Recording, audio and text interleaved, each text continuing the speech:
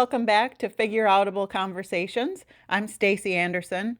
Today I'm sitting down with Wayne Mockel, a guy I met on the pickleball courts in Daphne, Alabama, who turned out to have one of the most figureoutable stories I've come across yet. In this first part, you're going to meet young Wayne growing up in a steel mill town outside Pittsburgh in the shadow of a father who survived war and fought for everything he ever got, including his own job back. You'll hear how that grit got passed down and how Wayne spent decades getting knocked down by layoff after layoff and figuring his way back up every single time until he landed on the Eastern Shore doing exactly what he set out to do. This is part one of a two-part conversation. Let's get into it. Well, if we may continue on. So why don't you tell me about Wayne Mockel, the early years? Oh gosh. How far do you want me to go back? I was Well, born. just, whatever you care to share, just knowing, no. Interesting. Okay. Actually, what's interesting about us, I am actually writing my autobiography. So I've been accumulating already. I have like 40 pages now of, things that I remember, because I want pass this on to my kids and the grandkids. They know something about their parents, their Yeah. grandparents, further back. They have some idea. So I've been writing down. Actually, I started it with the things I remember about my father, who fought in World War II, and so all the stories that he told me before he died. So I've been writing them down. So there's some record of this. That's So awesome. it started with my father, and of course, my father to me was my hero. He was the guy that fought in World War II. Started fighting right after Pearl Harbor. He got drafted in, and he didn't actually have to go. Now this is a story. He was a kneeler in a steel mill. A kneeler is a pretty technical position in that you treat these steel to give it different characteristics. So it can be used in different applications. Steel is not just steel. He was an annealer, so it was considered during World War II a position that was critical to the war effort, because you had to treat this steel and give it different characteristics. So he thought that would keep him out of the war. So he went to his foreman, true story, and says, I need you to write a letter to the draft board here. He was living in Newcastle, Pennsylvania, telling them that I'm an annealer and I can be excluded from service. He refused to do it because he had a buddy that he wanted to put into my father's position, Mm. replace him as an annealer. So he never could get him to write the letter. So right after Pearl Harbor, because he couldn't get him to do it, he was drafted Oh. and he was sent down. He was sent immediately to Georgia for basic training in the army. And because they were afraid the Japanese were going to invade Hawaii, they did not give him the full length of time for training. It was supposed to be 12 weeks. They cut it to 4 weeks or something. And they shipped him out on a railroad train all the way to San Francisco. And in San Francisco, he said that they put all the troops in an enclosed area with big fences around them. And they put them on the ships right there and sent them to Hawaii immediately because they were expecting an invasion. And so he told me, he says it was when he went on those troop carriers, he decided that if the Japanese would sink one of those things, he didn't want to be down in the hole down below. So he slept on the decks. And he Oh, says wow. he had to sleep on the decks, and he says they were zigzagging and all the way over there to Hawaii because they were afraid of a torpedo attack. So anyway, when they finally got to Hawaii, when they got off at Hawaii, the people there said, we didn't expect you people to make it. We thought you'd be sunk out there. The Japanese would have taken you people out. So, so the Wow. first thing they did, they landed and they were on the beach and they started putting in, barbed wire and everything, getting ready for the Japanese to invade, putting in bunkers and things like that. And then they actually went in and he was an MP. And he actually went in and started arresting different Japanese and their citizens because they were afraid that they were, sending information back to Japan about Pearl Harbor because it was blown up. In fact, the ships were still burning in there. They were still trying to get people out. That's how fast he got there. Like it was right after that, and he was like in February, March, he was in Hawaii. So that's where he started. He had quite an experience. So anyway, they formed the 25th Tropical Lightning Division, it was called, out of the Hawaii.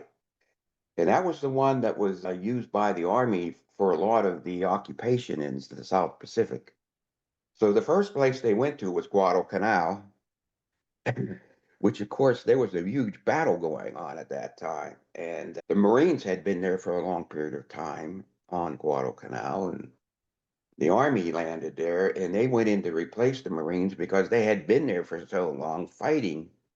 They were just depleted. So his division, his regiments went into the Guadalcanal and he landed there. And the first thing they had to do on their landing craft, they had to unload aviation fuel. And that shook him up because he realized that if they would have got hit by a bomb, they would all been dead because it was full of aviation fuel, which they needed for those planes over there. So they unloaded that, and then they started building all kinds of bunkers and things in that. And he went in about how many times they were hit by these battleships coming up the slot. The Japanese would come in at night and they would bomb them with their battleships. And he says one of the things you had to do was you had to get into those bunkers right away or else you'd get killed out there. And him and his buddies built this bunker made with, I guess, those tropical trees, those palm trees. They put logs and dirt and everything on top of it, and they would run in there during the bombing, the shelling. And if you didn't get in there, you ended up dead. So after the shelling occurred, they'd have to go up and take care of the dead people. And then the Yeah. Japanese would come over and strafe them during the day. So they were strafed during the day by Japanese fighters. They were bombed at night with these battleships coming in. So he was in the middle of this thing. Anyway, the one story that stands out to me was typical of my father. He told me that one day they were being strafed by these Japanese Zeros that had come in. And he could see they came in so close that you could see the Japanese pilots in these. That's how close they came in. And he said that one time he saw one come in and he could tell the Japanese pilot was dead. And it wrecked not too far away from their camp. This Zero smashed in and blew up. And he said after the air raid, they ran in, his buddies and him ran in, and they went after the propellers on the Japanese Zeros are made of aluminum. So he went in and they grabbed that aluminum propeller and took it back to the camp and they started making rings out of it. Well, it just so happened that the officers wanted that propeller for their officers club. They wanted to put it up above their thing as a war memento. So they were searching for this propeller. And of course, my father had it in his tent and they were making rings. This is typical of something my father would do. He went through Guadalcanal and let me see, he was bit by a scorpion, he got malaria real bad. And his division got so bad from tropical diseases, they had to pull him out and take him down to New Zealand for a period of time. Anyway, so he was deeply involved in the war, but he came home and he would tell me all these stories. I could go on and on. I memorized them all.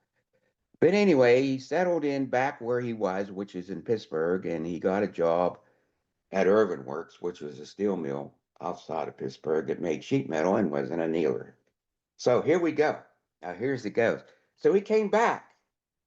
So according to the laws at that time, whatever position you had before you went into the military, you were supposed to get that same position back. So he came back, and that same guy that he ended up in the war was still in that position. So he went down to the union hall and told them, I want my job back. And Mhm. they wouldn't give it to him. But my father went berserk, and he threatened him with, I'm going to let everybody know that you're here. I was fighting a war over there, and you guys are making all this money, and and you won't give me my job back. Well, he made such a fuss that he finally got his job back. This is typical of my father too, how he had to fight for everything. Nothing was Wow. just given to him. Anyway, so he was back in his old position. But anyway, so I had a sister. She was older than me, and then we had another sister who died at birth. Her name was Donna. And my sister was alive was Linda, and then me in 1952 I was born. So in McKeesport. So I grew up in a steel mill in the area. So you wouldn't see the sun till about 2 or 3 o'clock in the afternoon. At night, you could hear the blast furnace running, the locomotives. It was a steel town where I grew up at. It was kind of a rough and tumble place where I grew up at. So that's where I grew up in Pittsburgh, and McKeesport actually is the name of it. And that was called the Monongahela Valley. And there was just one steel mill after another in that valley. And that was good. And until about 1982, and I actually started working in the steel mills. I got a degree in chemistry, and got a job as a production chemist in one of the steel mill areas. I was the head of a lab there, and everything was fine until about 1982 when all the steel mills got shut down and 50,000 people lost their jobs. So, did the government do anything when 50,000 people, steel workers, lost their jobs in the Monongahela Valley? Not a thing. We were all just let go. So what happened there was you had to move. You had to move all Mm. over the country to get a job, a paying job. You could get a job flipping burgers if that's how you wanted to raise your family like that, but I didn't want to raise my family on something like that. So I had to move. So I was very fortunate that I got a job with Gulf Oil, who happened to have a research center there in Pittsburgh at that time. And I was very fortunate. I got a job there and I worked there for a while. And then another Chevron came in and bought out Gulf Oil and shut down the Gulf Oil place there. And I was they had a big layoff, but I was able to get a position in West Texas. So Cindy and I and Lindsay, who we had a Lindsay by that time, we moved to West Texas to work in the oil fields down there. So got a job down there for a couple of years and worked there in Odessa, Texas, what it was. And that was quite an experience. There were no trees there, oil jacks everywhere. Everything was based on oil and gas production. And so I was a area representative down there. And what I did was I went around and checked to make sure that the meters that were used in custody transfer were correct, that the densitometers were correct, to go around and check all the chemical analysis that we were getting. So I did all that work, and I did that for a while.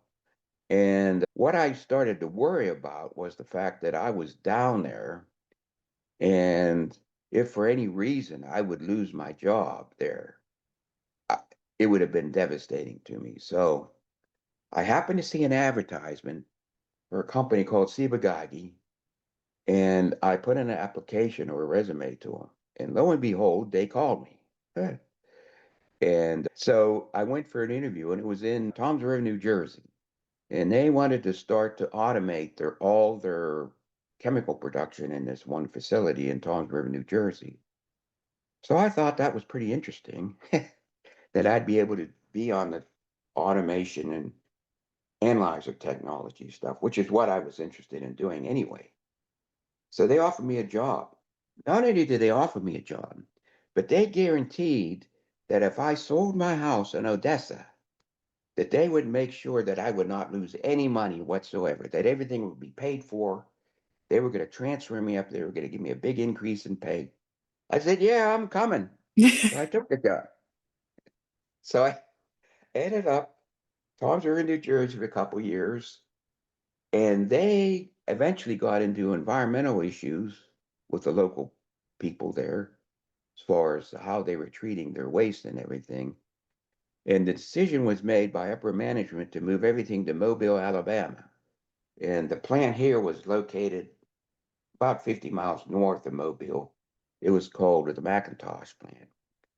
So I inquired about moving here to Mobile, Alabama, and they accepted me. So my family and I, we moved down here along with Derek. Derek was just born in New Jersey, and we moved down here. So I spent the next, well, since 1986, I've been here in this area. For a while, I was in Mobile. And then we had an opportunity to buy a piece of property over here next to our friends who moved over here from West Mobile. They were the Betzels, and they live behind us now. They were our neighbors over there in West Mobile, and they wanted us to move over here too. So Cindy and I decided we'll move. So we moved, built a house, customized house there, and just the way we wanted it, and got a piece of property for a very good price, practically nothing, like $40,000 for 3/4 of an acre here on the Eastern Shore, which of course now would be 300,000 or something like that now, so it was a good investment. So we built our house and moved over here and worked at the Ciba plant in McIntosh for 25 years. Ended up ahead of the corporate worldwide effort for online analytics. I was the lead team leader there in that, and we were funded directly from Switzerland, our group. So what we did there was we developed online technologies, mostly with spectroscopy, some type of spectroscopic method, so we could analyze both chemical and physical properties of our products online in real time. So real time would be like within 1 minute. We could scan it and tell you exactly how much to add of various components, what its properties will be, without even having to pull a sample out of it. So that's the type of technology I was involved in. So we were able to do all kinds of different applications using that technology. And we probably had $1 million worth of spectroscopic equipment in our lab. We got anything we asked for, they would get it for us. We had instruments in there that were not yet on the market, but the vendors wanted us to look at their equipment and software and give them feedback before they put it up. So we were testing their equipment for them. So we were able to work with some pretty interesting technologies, and one of them was near infrared. We did a lot of work with near infrared and also Raman spectroscopy. Did a lot of Raman spectroscopy, which was basically very new technology. And then we also did a lot of infrared, UV vis. We did mostly infrared for the process development group that was there and the research group that was there. So we would help them uh, with different applications.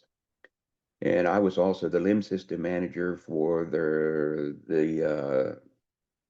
lab there that had all the analytical data stored on it and all that. So I took care of all that. So anyway, I did that for a while until BASF came in and bought Ciba out, and then of course they started cutting people, and eventually they got to us and they let our group go along with hundreds of people. And I ended up my friend Laurie, she has a PhD from Rutgers. Anyway, she got a job with Evonik over there at Theodore. And they had an opening for a chemist, so she got me on board over there. So I was a chemist there for a while. I also taught um, school or the chemical labs for general chemistry at the University of South Alabama for a while. And I did consulting work too. So I was doing consulting work, did that. And then eventually I got on with Avonic and worked there for till I was 66. And then after that, I retired, found pickleball. Now we get And to the point where I know, now I know yeah, you from now you there know on. me. Yeah. Now we're But coming into the yeah, Stacy Bryan yeah, but time. I find it interesting that we meet all these people at a certain point in their life, and you've been through how many identities, I know. with your father and being a father to two Yes. children and Now I'm a being grandfather. and being a husband, and now you're a Uh, grandfather, and all the yep. different roles, all the different roles that you mentioned Yep. through work is just, and a lot of the people that we then meet on the pickleball court, we don't even know, about their past, what they It's did for amazing. a job, how many kids they may or may not have, what their relationship status is. You just, you take somebody from where you meet them and then move forward, and it doesn't really matter. I mean, not that it doesn't matter, but you don't know the history of what made that person who they are. And how they came to be where they're at now. Yeah, You know, yeah, yeah. it was, I had a lot of movement, a lot of transfers, a lot of going to different places. But this area here, as far as all the areas I've been to, I like it the best. I mean, Well, that's good. that's Because why I otherwise ended I up would, here. yeah, That was one of the things when I retired. I got people, "Are you coming back to Pittsburgh?" I said, "No, I think I'll stay where I'm at." yeah. The way I look at it, and this is my view, I look at it like I lived in Pittsburgh. I know what it's like, but I lived there. I've experienced Pittsburgh. I know Pittsburgh. So why would I want to go back to someplace I've already been? I Sure. want to go to a new place. So that I guess that's something about me. I'm not afraid to get out there, explore different places, try different things. Some people don't like that. Mm-hmm. I'd rather go back to where I grew up and be Mm-hmm. there. Me, no, I'm out here. There were three things that I knew when I was 30, 40 years ago. There were three things I knew about my life. I wanted to live in a warm place. Well, this is pretty damn warm here. Yeah. Near the water. Number two, near the water. Mobile Bay is right here. Yeah. And three, work on online analytics. All three I've accomplished in my lifetime. I did it. Yeah. So I'm Yeah. pretty happy Yeah. that way. Everything else is a bonus.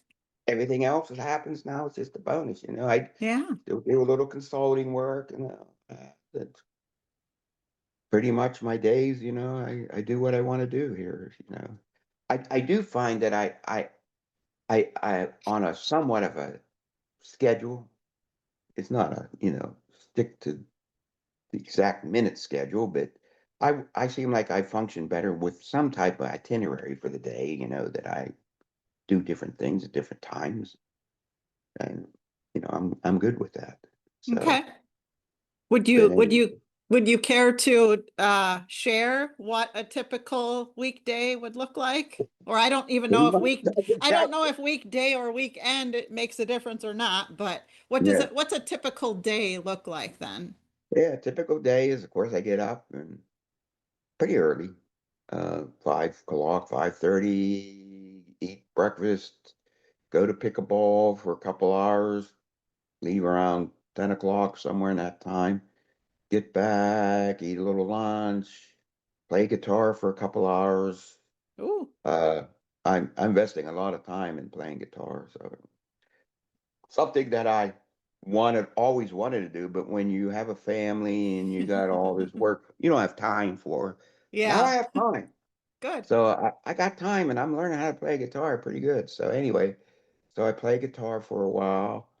Uh, and at this middle of the day, it's kind of a thing where, maybe I'll sit down and write on my autobiography. I'll sit there and write things that I remember down. Or maybe I'll do some chores around the house that have to be done. So in the middle of the day. And then around 2 o'clock, I usually end up at the gym. Uh, and I bicycle for approximately an hour on that, and then I weight lift, and I'm trying to.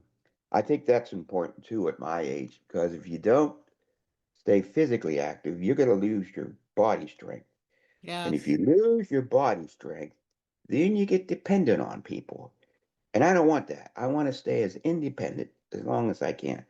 So I go to the gym. I do my sit-ups. I do what I have to do so I can do things. And I can still do things at 73. I can do things um, pretty pretty well. I can do physical work still. So, and then of course, some days I will go fishing. There's options. Go fishing or go bicycling. Sometimes I go bicycling. Just bicycle around. Uh, uh, that's kind of stuff that I do actually. Uh, but I am spending a lot of time with my music stuff. So I'm trying to Oh, learn some music theory, you know, how music works and how all that comes together. So I do that, and basically that's a typical day for me. and then what about the evenings? I'll watch TV or read a book, or I like to play a lot of online chess to keep my mind occupied. I like playing online chess. They have apps now. You have like you can just go online and you can play anybody in the whole world who's signed up to this app. So you're playing people from all over the world, and uh, and they evaluate you after each game, and they give you a different ranking, and you see if you can go up in your ranking and all that. So I Mm-hmm. like playing a lot of chess. So that's the kind of stuff that I do when Awesome. when Brian, for a little while, got into chess. So maybe if I can get you guys together, you can yeah. play against each other. What is the like site or app or whatever that you use? Chess.com is Okay. the one I think, but I'll send you a text on the exact app that I'm on so Okay. he can get on the same one. And Okay. I'll I give think you he my would like name. that. I think he would like that. I give him a name, yeah.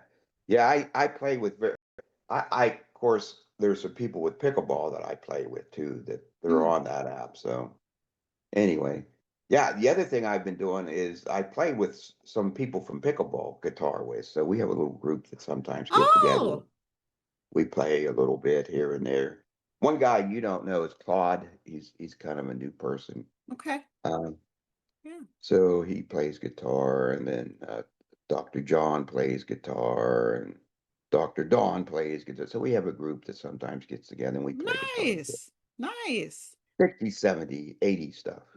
Uh-huh. So yeah. Would you ever want to eventually perform or not? Just I actually have performed. oh, I went to some old people's homes and have played there. okay. And eventually, yeah, someday I might be playing. And I have played in public before, yeah. At church. I've done a couple church things. I have a friend that from college, he did a lot of open performance and I'd play with him sometimes. And so I've done that. Okay. Yeah. So Neat. yeah. Yeah. No, I get that like you can't be when you have say younger children or children in the home and a wife And you're working and and you have a job and you've got to and you eat and shower and take care of your yep. house that yeah that get the playing And of the instrument gets chunked down the list yeah, but I had to chop it out of my life. I couldn't do it. yeah. And working for chemical plants, the thing about that is it's 24/7, 365. I'd be called into a plant in the middle of the night all the time. I mean, this was constant. They'd have Yeah. an issue, they'd have a problem, and then they would call me in and spend the night there. It's awful. That Okay. that's part of working for chemical plants, where they're working Sure. 24/7, Sure. and you Yeah. get called in, you never know. So anyway, a lot of the time I felt I was called in, and it was not really necessary for me to be called in. It was like going in with somebody and just holding their hands. It's Mm. fine. It's okay. It's okay. We'll get through Don't this. worry about it. We'll It'll be figure it all out. right. I know. It's like that was a lot of the time. That's what I would do. There's nothing wrong here. But Mm. some of the operators, they get a little shaky, worried about things. So, Mm. but anyway. That's it for this episode of Figureoutable Conversations. You can continue the conversation in my Figureoutable Living community on School, where you'll find people encouraging each other as we figure out life together.